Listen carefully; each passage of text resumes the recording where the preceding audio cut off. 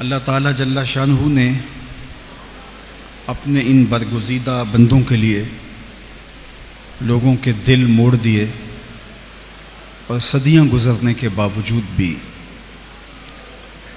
ان کے مزارات پہ ان پاکیزہ ذوات کی بارگاہوں میں اللہ کی مخلوق حاضری اپنے لیے شرف اور اعزاز سمجھتی ہے، اور میں سمجھتا ہوں کہ اللہ جل شانہ کے جو لوگ ہو چاہتے ہیں پھر اللہ انہیں مرنے نہیں دیتا۔ فَلَنُحْيِيَنَّهُ حَيَاةً طَيِّبَةً کا نور اللہ ایسے انہیں نصیب کرتا ہے کہ وہ قبروں میں جا کر کے بھی فیض رساں ہوتے ہیں، اور اللہ کی مخلوق ان کی بارگاہوں میں حاضری اپنے لیے اعزاز سمجھتی ہے۔ دنیا کے اوپر کتنے لوگ آئے اور آج ان کا زمانے کو نام بھی یاد نہیں ہے۔ آل ساسان نے 3150 سال ایران پہ حکومت کی ہے، 150 حکمران یکے بعد دیگر اس ایک خاندان کے تخت نشین ہوئے ہیں، لیکن آج دنیا ان کے نام بھی بھول چکے ہیں، لوگوں کو ان کے تذکرے بھی یاد نہیں ہیں۔ جن کا طوطی بولتا تھا، جن کے نقارے بجتے تھے، آج زمانہ ان کے نام بھی یاد نہیں رکھ پا رہا۔ مٹ گیا مشتاق دل سے رنگ یاد رفتگاں، پھول مہنگے ہو گئے قبریں پرانی ہو گئی۔ کون کسی کو یاد کرتا ہے اور کس کے پاس وقت ہے کہ کوئی کسی کو یاد کرے؟ یہ بالکل، میں گجرانوالہ سے لاہور آتا ہوں تو بائیں جانب راوی سے پہلے جہانگیر کا مقبرہ پڑتا ہے،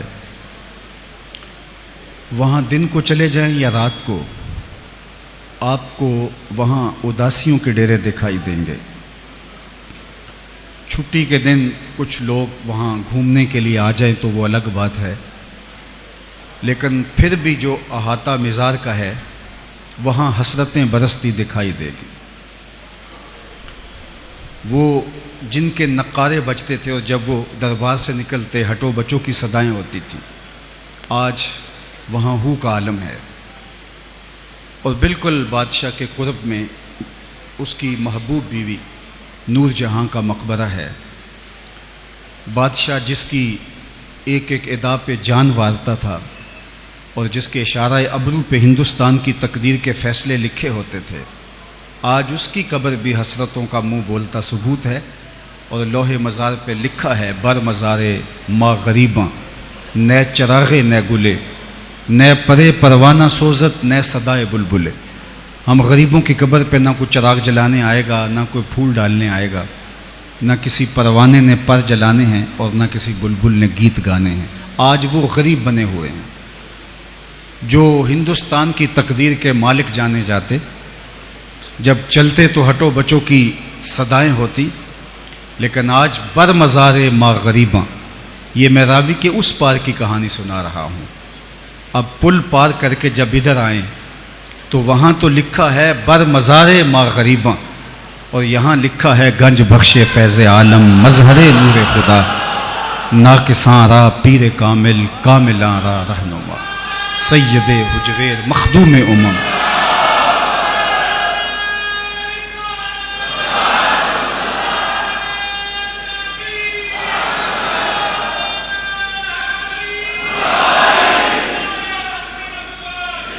ایک لوح مزار وہ بھی ہے اور ایک لوح مزار یہ بھی ہے۔ وہ ایک شہنشاہ کا مقبرہ ہے اور یہ ایک گدڑی پوش فقیر کا مزار نور ہے۔ وہاں دن کو بھی اداسی ہے، یہاں رات کے پچھلے پہر بھی آ جاؤ تو ہجوم عاشقاں ملے گا۔ وہ منظر آپ کو یاد ہوگا جب مدارس پہ، مساجد پہ، امام بارگاہوں پہ، بازاروں میں، گلی محلوں اور کوچوں میں بم دھماکے ہو رہے تھے، اور جہاں بم دھماکہ ہوتا تو خوف اور ہراس پھیل جاتا۔ ماحول خوبصورت اور سیکورٹی کے انتظام کرنے کے باوجود بھی وہاں جانے کا حوصلہ نہ ہوتا. آپ کے یہاں لاہور میں مون مارکیٹ کے اندر جب حادثہ ہوا تو بعد میں اس کی سیکورٹی باقی مارکیٹوں کی نسبت زیادہ بہتر کر دی گئی، لیکن لوگ اس سمت رخ نہیں کر رہے تھے. وہ ماضی کا تصور اتنا بھیانک تھا جب ماؤں کے ساتھ آئے ہوئے بچوں کے بدن کی بوٹیاں دیواروں سے چپک گئیں، اور وہ دردناک سانحہ اور وہ منظر لوگوں کے لیے کتنا تکلیف دہ تھا. بارہا اعلان کیے جاتے رہے کہ یہ مارکیٹ باقی مارکیٹوں کی نسبت زیادہ محفوظ ہے، لیکن لوگ وہاں کئی مہینے رخ نہیں کر رہے تھے. یہ کہانی ایک مارکیٹ کی سنا رہا ہوں. اور جب یہاں بم دھماکہ ہوا اور ساری رات لاشیں اٹھائی جاتی رہیں، سحری کے وقت فرش خون سے دھویا گیا، اور جب فجر کی نماز ہوئی تو سارا لاہور امڈ آیا تھا. میری مشاطگی کی کیا ضرورت حسن معنی کو کہ فطرت خود بخود کرتی ہے لالے کی حنا بندی. اللہ کا وعدہ ہے فَلَا نُحْيِيَنَّهُ حَيَاتًا طَيِّبَةً، جو میرے ہو جائیں پھر میں ان کو مرنے نہیں دیتا، ان کو ستھری پاکیزہ زندگی عطا کر دیتا ہوں.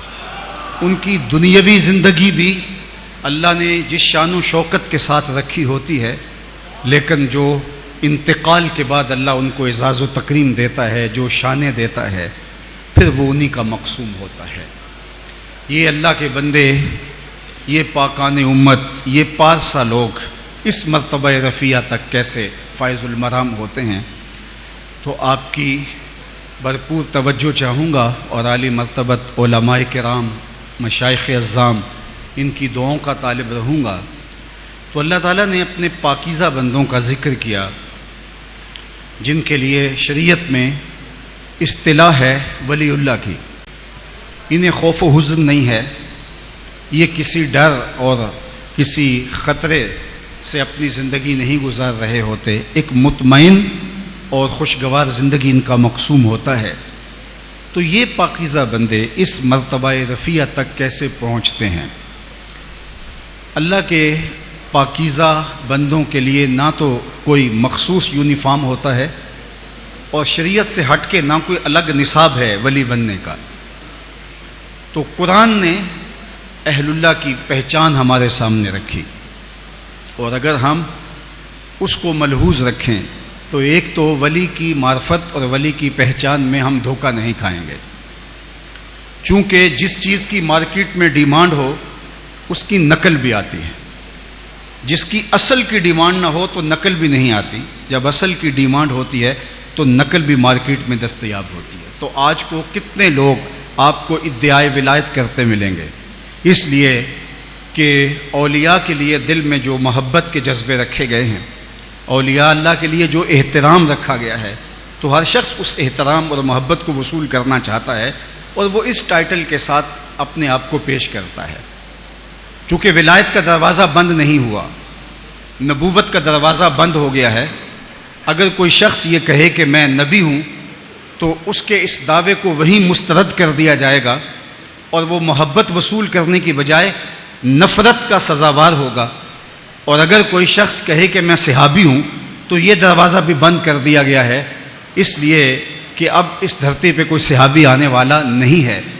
لیکن اگر کوئی شخص یہ دعویٰ کرے کہ میں ولی ہوں تو اولیاء کا تو وجود قیامت تک موجود رہے گا. اس امت کی میں نے جملہ خصوصیات میں سے خصوصیت یہ ہے کہ اس امت میں قیامت تک اولیاء موجود رہیں گے.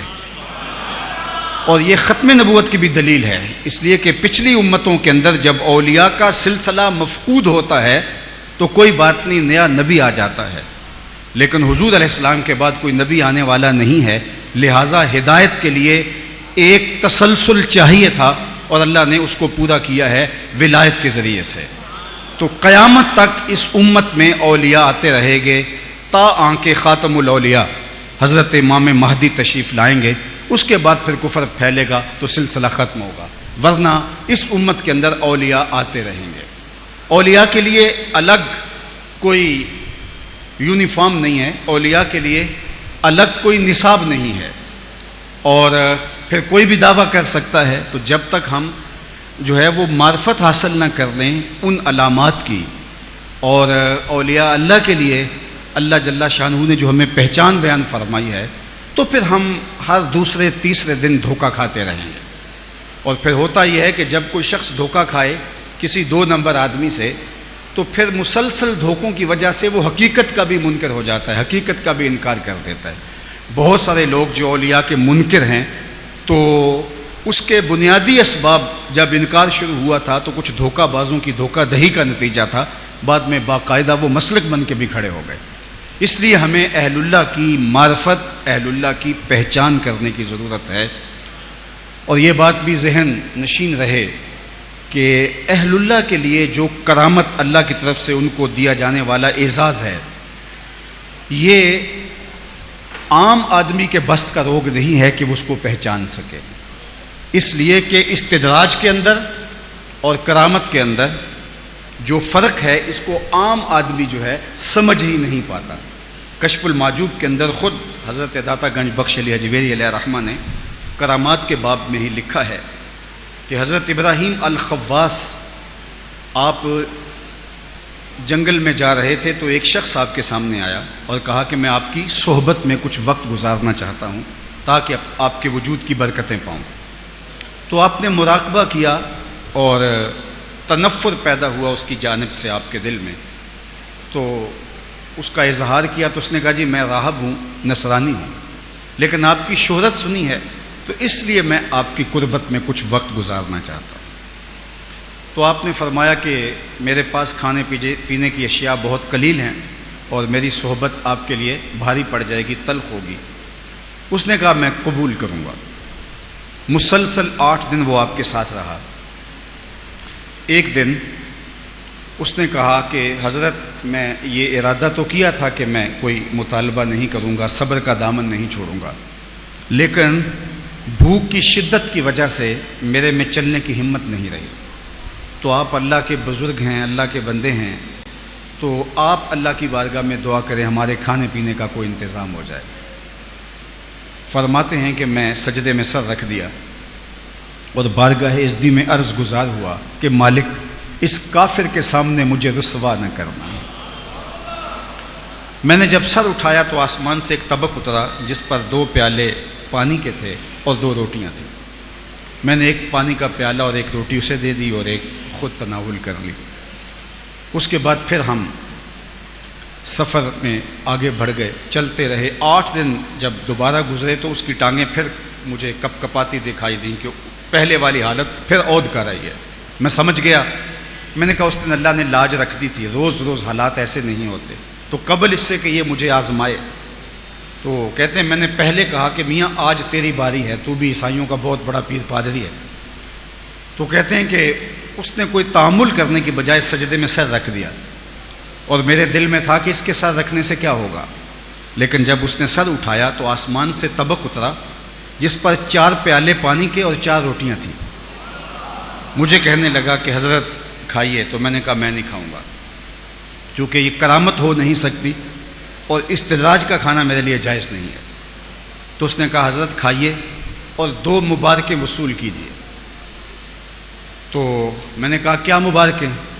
تو وہ کہنے لگا کہ میں نے جب پیشانی سجدے میں رکھی تو میں نے کہا مالک اگر اسلام سچا دین ہے تو 2 پانی کے پیالے اور 2 روٹیاں دے دے، اور اگر ابراہیم الخواص واقعی تیرا ولی ہے تو 2 روٹیاں اور 2 پانی کے پیالے اس وجہ سے دے دے، اور اب یہ طبق ان چیزوں کے ساتھ اترا ہے تو آپ میرے ایمان کے بھی گواہ بن جائیے اور اپنی ولایت کی مبارک بھی وصول کیجیے۔ اب یہاں دیکھیے کہ حضرت ابراہیم الخواص جیسے بزرگ جو ہیں وہ بھی یہاں ایک چیز کو دیکھ کر کے کہ یہ کرامت ہے، استدراج ہے، تشویش میں مبتلا ہو جاتے ہیں۔ تو پھر عام آدمی کے لیے یہ کس طرح معیار مقرر کیا جا سکتا ہے؟ شعبدہ باز لوگ تو پھر دھوکہ دے کے کسی کو ولی مان لیں گے، اور جنہوں نے مانا ہوا ہے انہوں نے اسی طرح مانا ہوا ہے۔ ہم سنتے، کہتے، بولتے، تقریروں میں بیان کرتے ہیں اور بچپن سے سنتے آئے ہیں کہ ایک شخص ہوا میں بھی اڑے لیکن شریعت کا باغی ہو، وہ اللہ کا ولی نہیں ہے، اس کو جوتے مارنے چاہیے، لیکن کوئی ما فوق الفطرت کام کر کے دکھا دے تو ہم اس کے پیچھے دوڑ پڑتے ہیں۔ ایسے ایسے جاہلوں کے پاس کہ جو اچھے مسلمان تو دور کی بات ہے، ڈھب کے انسان بھی نہیں ہیں، سنجیدہ اور متین قسم کے جو ہے وہ انسان بھی دکھائی نہیں دیتے ان کی حرکات و سکانات سے، لیکن ان کے پیچھے بھی ہجوم ہوتا ہے۔ ایسے کتنے لوگوں کا تصور آپ کے ذہن میں آ گیا ہوگا۔ تو جب جاہلوں کا معاشرہ ہو تو جہالت میں یہ سب چلتا ہے۔ اس لیے جو معیار ولایت ہے وہ کرامت کو بھی نہیں بنایا گیا۔ کرامت اللہ اپنے ولیوں سے صادر فرما دیتا ہے اور یہ ولیوں کی عزت ہے، ان کی تکریم ہے، لیکن اگر ساری زندگی بھی کسی سے کرامت کا ظہور نہ ہو تو وہ بھی ولی ہو سکتا ہے۔ اور اولیاء اللہ کرامتیں طلب نہیں کرتے کہ وہ اللہ سے مانگے کہ یا اللہ مجھے کوئی کرامت دے دے تاکہ لوگ میرے پیچھے لگ جائیں، یہ ان کی آرزو نہیں ہوتی۔ ابو عمار حنبلی فرماتے ہیں کن طالبا للاستقامہ لا طالبا للکرامہ، نفس کا تطلب منک الکرامہ وربک یطلب منک الاستقامہ۔ کہا کرامتوں کے پیچھے نہ بھاگنا، استقامت کے پیچھے بھاگنا۔ تیرا نفس تجھ سے کرامتوں کا طالب ہے، تیرا رب تجھ سے استقامت کا طالب ہے۔ تو کرامت جو ہے برحق ہے، اور کرامت کا من حیث الکرامت انکار کرنا یہ کفر بھی ہے۔ اگر کوئی کہے میں نفس کرامت کو نہیں مانتا، کافر ہوگا۔ اور وہ کرامات جن کا ذکر قرآن میں موجود ہے اس کا انکار قرآن کا انکار ہے، اور اس کا انکار بھی کفر ہے۔ جس عاصم بن برخیہ کا تخت بلقیس آنے واحد میں لانا ہے، یہ حضرت سلیمان کے جو ہے وہ ایک صاحب کی کرامت تھی کہ انہوں نے 1 مہینہ جاتے ہوئے لگتا ہے، 1 مہینہ ملک سبا سے ہو کے واپس آتے ہوئے لگتا ہے، اگر چھو کے بھی آنا ہو تو 2 ماہ چاہیے۔ اور جو تخت ہے وہ 60 ہاتھ چوڑا ہے، 80 ہاتھ لمبا ہے اور کئی ہاتھ موٹا ہے، اور 7 جو ہے وہ دروازوں کے اندر مکفل ہے، 7 دیواروں کے اندر، 7 کوٹھریوں کے اندر، اور پہرے دار کھڑے ہیں۔ جن نے کہا میں دوپہر تک لے آتا ہوں، بہت بڑی بات تھی، لیکن حضرت سلیمان نے کہا کہ مجھے اس سے بھی پہلے چاہیے۔ تو پھر حضرت سلیمان کا ایک امتی کھڑا ہوا، قال الذی عنده علم من الکتاب، جس کے پاس کتاب اللہ کا علم تھا، اس نے کہا حضرت میں حاضر کر دیتا ہوں۔ کہا وہ تو دوپہر تک کا وقت دے رہا ہے، تم کتنی دیر میں لاؤ گے؟ تو کہا انا آتی کا بھی قبل ان یرتد الیک طرفک، حضور آپ آنکھ بعد میں جھپکیں گے، تخت پہلے پڑا ہوگا۔ اور حضرت سلیمان نے ابھی آنکھ نہیں جھپکی، تخت پہلے موجود۔ اور پھر کہا کہ ھذا من فضل ربی، یہ میرے رب کا فضل ہے۔ اللہ اکبر، اللہ اکبر۔ یہاں ایک جملہ عرض کرنا چاہتا ہوں، یہ کمال کے آنے واحد کے اندر تخت قدموں میں حاضر کر دیا، یہ حضرت سلیمان کے امتی کا کمال ہے، یہ حضرت سلیمان کے مقتدی کا کمال ہے۔ جب حضرت سلیمان کے مقتدی کا یہ کمال ہے کہ آنے واحد میں 1 مہینے کی مسافت سے تخت لا کے قدموں میں حاضر کر دیتا ہے، اور خود مقتدی بن کر حضرت سلیمان جس پیغمبر کی اقتداء میں کھڑے ہیں، اس مقتدا کی شان کا عالم کیا ہوگا، ان کی عظمتوں کا عالم کیا ہوگا۔ میں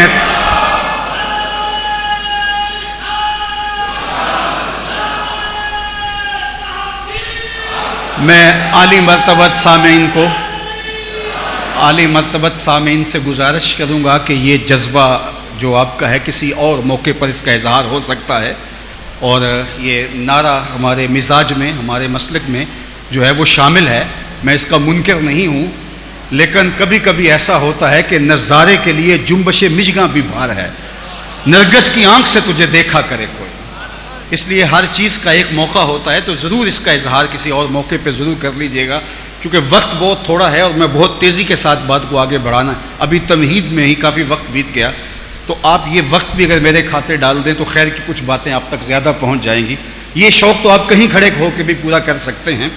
تو میں عرض کر رہا تھا کہ کرامت کا من حیث الکرامت انکار کفر ہے، وہ کرامت جن کا بیان قرآن کے دامن میں، جس عاصم بن برخیہ کی کرامت ہے، حضرت مریم کے حجرے میں بے موسم پھلوں کا آنا، یہ ولیہ کی کرامت ہے، اصحاب کہف کا بغیر کھائے پیے 309 سال تک مسلسل سوئے رہنا، تو اللہ تعالیٰ جل شانہ نے اپنے بندوں کے لیے یہ اعزاز اور یہ تکریم رکھی ہے۔ تو کرامات جن کا ذکر قرآن میں موجود ہے تو ان کا انکار بھی کفر ہوگا۔ البتہ احادیث میں اگر کرامات ہیں تو اگر وہ متواتر احادیث ہیں تو ان کا انکار بھی کفر ہی ہوگا، لیکن کوئی ایک بھی متواتر حدیث نہیں ہے جس میں کرامت کا بیان، باقی احادیث مشہورہ ہیں، تو ان کا جو انکار کرنا ہے وہ گمراہی ہے۔ اور مشاہیر بزرگوں کی کرامات کا انکار کرنا جو ہے وہ علماء نے کہا ہے کہ سوائے محرومی کے اور کچھ نہیں ہے۔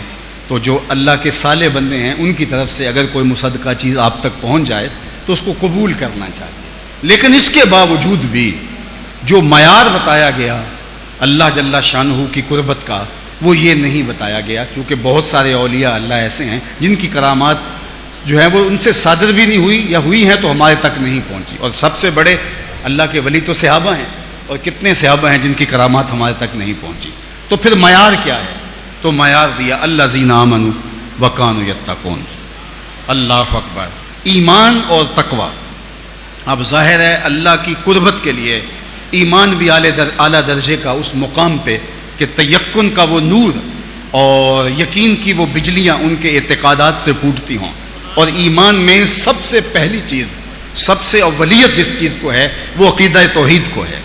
اللہ پر جتنا توکل مضبوط ہوگا، اللہ جل شانہ کے ساتھ جتنی محبت کا رشتہ مستحکم ہوگا، اللہ جل شانہ کے ساتھ جتنا الفت کا رشتہ مستحکم ہوگا، اور اس کے ساتھ جتنا باطنی تعلق مضبوط ہوگا، اس قدر ہی اللہ کی قربت کا نور بندے کو نصیب ہوتا چلا جائے گا۔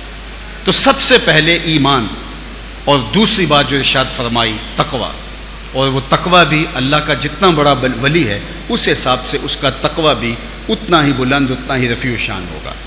امام فخر الدین رازی نے اس آیت کریمہ کے تحت فرمایا کہ ایک ہے قوت نظریہ اور ایک ہے قوت عملیہ۔ اللہ کا جو ولی ہے قوت نظریہ میں بھی اس مقام پہ فائز المرام ہوتا ہے کہ عام لوگ اس مقام پہ فائز المرام نہیں ہوتے، اور قوت عملیہ میں بھی وہ اس مقام پہ فائز المرام ہوتا ہے کہ جو فرمایا گیا کہ عام لوگوں کی نیکیاں جو ابرار ہیں، نیکوکار ہیں، ان کے سیئات ہوتے ہیں، وہ ان کو سیئات سمجھ رہے ہوتے ہیں، چونکہ ان کا مقام اتنا رفیع ہوتا ہے۔ حضور علیہ السلام کے صحابہ فرماتے ہیں بعد میں تابعین کو کہ جن چیزوں کو تم عام سمجھتے تھے، ہم حضور کے دور میں ان کو موبقات میں سے ہلاک کر دینے والی چیزوں میں سے سمجھتے تھے۔ ظاہر ہے جتنا مرتبہ زیادہ ہوگا اس قدر جو ہے وہ اس سے تقاضا بھی اتنا اہم ہوگا۔ حضرت امام احمد بن حنبل سے ایک خاتون مسئلہ پوچھنے آئی ہے، اور پوچھتی ہے کہ حضرت میں ایک مسئلہ پوچھنا چاہتی ہوں۔ فرمایا پوچھیے۔ اس نے کہا کہ مجھے بتائیے کہ میں سود کاٹتی ہوں، اور کبھی ایسا ہوتا ہے کہ چاندنی راتیں ہوتی ہیں، تو چاندنی راتوں میں میں رات کو بھی کچھ سود کاٹ لیتی ہوں، اور جب دن کا وقت ہوتا ہے اور دن کا کاتا ہوا سود اور رات کا کاتا ہوا سود دونوں میں معیار میں فرق ہوتا ہے، زیادہ دن کے اجالے میں جو کاتا ہوا ہے اور جو رات کی چاند کی چاندنی میں کاتا ہوا ہے، تو کیا ان دونوں کو میں ملا کر کے اکٹھا فروخت کر سکتی ہوں؟ تو جب اس نے یہ مسئلہ پوچھا تو امام احمد بن حنبل فرمانے لگے خاتون پہلے اپنا تعارف کرواؤ، تم کون ہو؟ تو اس نے کہا کہ سائل کی ذات نہیں پوچھی جاتی، آپ مجھے بتائیں مسئلہ کیا ہے؟ فرمایا نہیں، کچھ مسائل ایسے ہوتے ہیں کہ سائل کی شخصیت سے مسئلے کی نوعیت بدلتی ہے، تمہیں بتانا پڑے گا کہ تم کون ہو۔ تو اس نے کہا کہ میں حضرت بشر حافی کی ہمشیرہ ہوں۔ تو فرمایا پھر تمہارے لیے جائز نہیں۔ تو جو اللہ کے بندے ہوتے ہیں ان کا پھر عمل بھی اس اعتبار سے اس درجے کا ان کا عمل ہوتا ہے، چونکہ اللہ نے ان کو مقامات رفیع پر فائز المرام ہوتا ہے، تو ان کی احتیاطیں۔ حاتم اسم کی زندگی دیکھیے، ساری زندگی بہرے بنے رہے۔ حضرت حاتم اسم جو ہیں وہ بہرے نہیں تھے، لیکن کس طرح بہرے بنے کہ ایک خاتون مسئلہ پوچھنے آئی اور بیٹھتے بیٹھتے اس کی ہوا خارج ہو گئی۔ یہ انسان کا ایک طبعی عارضہ ہے، لیکن یہ انسان اس میں اپنی شرمندگی بھی محسوس کرتا، پھر ذات کی خاتون تھی، تو اس کو بڑی سبکی ہوئی کہ حضرت میرے بارے میں کیا سوچیں گے۔ تو جب اس نے مسئلہ بیان کرنے لگی اور اس کے چہرے پہ شرمندگی کے جو ہے وہ آثار تھے کہ حضرت کے سامنے یہ ہو گیا، تو حضرت جب وہ آپ سے ہم کلام ہوئی تو آپ نے ایسے کہا کہ ذرا اونچی بولنا۔ اس کو تأثر یہ دیا کہ میں اونچا سنتا ہوں۔ تو جب حضرت نے یوں کیا تو اس کی وہ جو شرمندگی تھی وہ ختم ہو گئی، اور اس نے بے دھڑک اپنا مسئلہ بیان کیا اور بلند آواز سے کیا۔ جب تک وہ خاتون رہی حضرت حاتم جو ہے وہ بہرے بنے رہے تکلف کے ساتھ، کہ اسے جب بھی پتا چلا کہ میں بہرا نہیں ہوں تو اس کو شرمندگی ہو گئی۔ یہ بزرگوں کے اخلاقیات ہیں، یہ ان کا کردار ہے۔ صوفی کتنا باریک ہوتا ہے، یہاں تو پگڑیاں اچھالی جاتی ہیں، یہاں حجرے غیبت کی بدبو سے متعفن ہیں۔ آج کا جو ہمارا طریقت کا سسٹم ہے اس سے تو تعفن آتا ہے، الا ماشاءاللہ کوئی 1000 میں ایک ہوگا، ورنہ جو حال ہے اس وقت دور موجود کی طریقت کا، اب یہ دیکھیے معیار کیا ہے کہ ساری زندگی اس لیے بہرے بنے رہے کہ اس کو اگر پتہ چل گیا کہ میں بہرا نہیں ہوں تو اس کو تب شرمندگی ہوگی. اللہ اکبر. تو یہ ہے کہ اگر ان کا مقام اتنا بلند ہے تو اس کے تقاضے بھی اتنے بلند ہیں.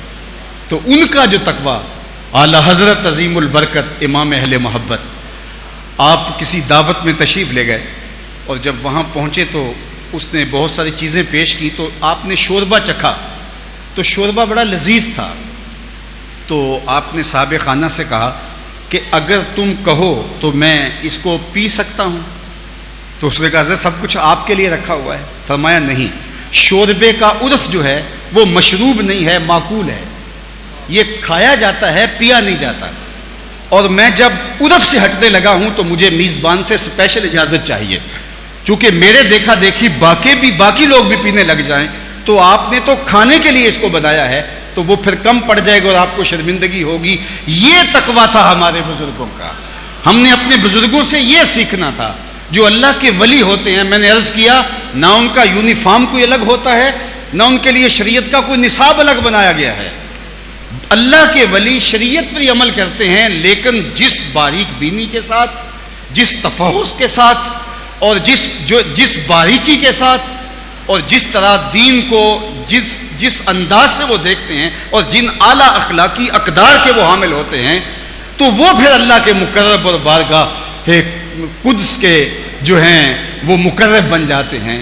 جو فرمایا گیا کہ میرا بندہ فرائض کے بعد جب نوافل کی کثرت کرے تو میرا قرب حاصل کر لیتا ہے. تو ہم نے فرض کے بعد نفل یہی سمجھا ہے کہ کچھ رکعات نفل ہیں اور نفلی روزہ ہے. ہمارے اقدار میں بھی، ہماری اخلاقیات میں بھی، ہمارے رویوں میں بھی، ہمارے طرز زندگی کے اندر بھی بہت ساری چیزیں ہیں. کچھ چیزیں واجبات میں سے ہیں، اس کے بغیر چارہ نہیں ہے، لیکن کچھ چیزیں جو ہیں اس طرح نوافل کے زمرے میں آتی ہیں، اور وہ بلند اخلاقیات اور وہ کردار کی وہ رفعتیں وہ ممتاز کرتی ہیں ان کو دوسروں سے. اور اللہ کا بندہ اس قدر صالح اور پاکیزہ بن جاتا ہے کہ اس کی ایک ایک ادا اور اس کا ایک ایک رویہ اور اس کا طرز زندگی لوگوں سے ایسا مختلف ہوتا ہے کہ وہ شریعت کے مزاج کو سمجھ کے اپنی روح کی اتھائی گہرائیوں تک اتار دیتے ہیں. اور پھر اللہ تعالیٰ جل شانہ ان کی ان خوبصورت اداؤں سے ان کو مقامات رفیع بھی عطا فرما دیتا ہے، ان کو ولایت کی دولت سے بھی مالا مال فرما دیتا ہے. میں اور آپ اگر یہ چاہیں کہ ہم اللہ کے پاکیزہ بندوں کی قربت میں جو ہے وہ حاضر ہو کر کے ان کے فیوز و برکات حاصل کریں. آج تو یہ بھی مسئلہ ہے کہ ہمارے ہاں جو فیوز و برکات کا تصور عمومی طور پہ بزرگوں کی بارگاہ میں جا کر ان کے توسل سے جو دعائیں مانگنا اور جو وہاں ہماری مادی ضروریات ہی رہ گئی. جبکہ توسل کے باب کے اندر اگر آپ اپنے پرانے بزرگوں اور جو پھر توسل ان سے کیے تھے وہ باطنی چیزوں کے لیے کہ میں تمہاری بارگاہ میں آیا ہوں، میرے دل کا یہ زنگ کیوں نہیں اتر رہا، اور اس کے لیے وہ کوشاں ہوتے تھے. ہماری طلب جو ہے وہ بزرگوں کی بارگاہوں میں آ کر کے وہ مادی چیزیں، وہ کھانے پینے کی چیزیں، وہ اپنے مقدمے کے معاملے، اپنی دنیا کے قرض کے معاملے. بلکہ میں دوستوں کو کہا کرتا ہوں ہم تو مدینہ المنورہ بھی جائیں تو واپس آ کے کہتے ہیں کہ بس میرا جی چاہا وہاں کہ بریانی ملے تو ایک آدمی جناب بریانی لے کر آ گیا، میں اس کا انکار نہیں کرتا. میرا جی چاہا کہ وہاں فلاں چیز ملے تو بھائی صاحب بس ایک شخص آیا، اس نے پلیٹ میں ڈالی ہوئی تھی. میں نے کہا مدینہ المنورہ میں جا کے بھی بریانیاں مانگتے ہو؟ وہاں جا کے تو تم نے کچھ اور مانگنا تھا، دل کے اجالے مانگنے تھے. آہ ناداں تو ہی چند کلیوں پر قناعت کر گیا، ورنہ گلشن میں علاج تنگ یہ داماں بھی تھا. تو بزرگوں کی بارگاہوں میں آ کر کے ہمارا دامن طلب، ہماری وسعت کیا ہونی چاہیے. کسی کے ظرف کا پتہ تبھی چلے گا کہ اس کی ڈیمانڈ کیا ہے، اس کی طلب کیا ہے. جو اس کی طلب ہوگی اس سے پتہ چلے گا اس کے اندر کیا چل رہا ہے. وہ کیا کسی نے کہا تھا نا کہ جام نہ دے حسن طلب کی داد ہی دے، یعنی جو حسن طلب ہے وہ کتنا بڑا ہے. تو وہ حسن طلب ہمارا ان بزرگوں کی بارگاہوں میں آ کے کس طرح دامن پھیلتے اور ہم ان سے کس چیز کا تقاضا کرتے ہیں. آج ہم بد اخلاقیوں میں مبتلا ہیں، آج ہمارے دل وسوسوں کا شکار ہیں، آج ہماری نمازوں میں خشوع و خضوع باقی نہیں رہا، آج ہماری زندگیوں کے اندر غیبت اور نفرت اور حسد اور بغض اور کینے اور عجب اور پتہ نہیں کیا کچھ ہمارا اندر لٹ گیا ہوا ہے. آج سجدوں کا وہ نور ہمیں نصیب ہی نہیں ہو رہا. ہم صرف سوائے ٹکرے مارنے کے اور کچھ نہیں کر رہے. حضور داتا گنج بخش علی حجویری کی بارگاہ میں آئے ہیں تو یہاں اللہ کی بارگاہ میں دعا کیجئے ان کے پاکیزہ وسیلے کے ساتھ کہ میرے مالک تیرے بندے کی چوکھٹ پہ آیا ہوں, ان کی روح پاک کے تقدس سے من کو روشنی عطا کر دے, مجھے لذت سجدہ عطا کر دے, مجھے قیام کا نور عطا کر دے, میرے اندر کے سارے جو ہیں وہ اغراض کی جو میل کچیل جمی ہوئی ہے اللہ وہ دور کر کے میرے باطن کو ستھرائیوں کا, پاکیزگیوں کا اور عفتوں کا نور عطا فرما دے. تو ان پاک باز بندوں سے آ کے ہم نے اپنی ان علائشوں سے اپنے آپ کو پاک کرنا تھا اور اپنے اندر کی صفائی اور اپنے اندر کی ستھرائی کا سامان کرنا تھا. اور انہوں نے جن اقدار کے ذریعے, جن عالی مرتبت اخلاقیات کے ذریعے, جس حسن عمل کے ذریعے, کثرت نوافل کے ذریعے, شریعت کے مزاج کا جو تقاضا بھی تھا اس تقاضوں کو ملحوظ رکھ کے اپنی زندگی کو مرتب اور منظم کرنے کے ذریعے جو مقام رفیع پایا ہے, ہم ایسے پاکیزہ بندوں کے حضور حاضر ہو کے عرض گزار ہوں کہ ہمیں بھی ایمان کا وہ مقام اور ایمان کا وہ نور چاہیے اور ایمان کا جو ہے وہ مرتبہ چاہیے کہ توحید کے نور سے لے کر جناب رسالت مآب صلی اللہ علیہ وآلہ وسلم کے ساتھ ہمارا باطن کا تعلق اور آخرت کا تصور جو ہمارے بنیادی 3 عقائد ہیں ان کے اندر ہمیں اس قدر تیقن اور اس قدر کیفیت اور اس قدر جو ہے وہ نور ہونا چاہیے کہ ہم اس عقیدے کے نتیجے کے اندر ایک بے خوف, ایک صالح اور ایک پاکیزہ انسان بن سکتے ہیں.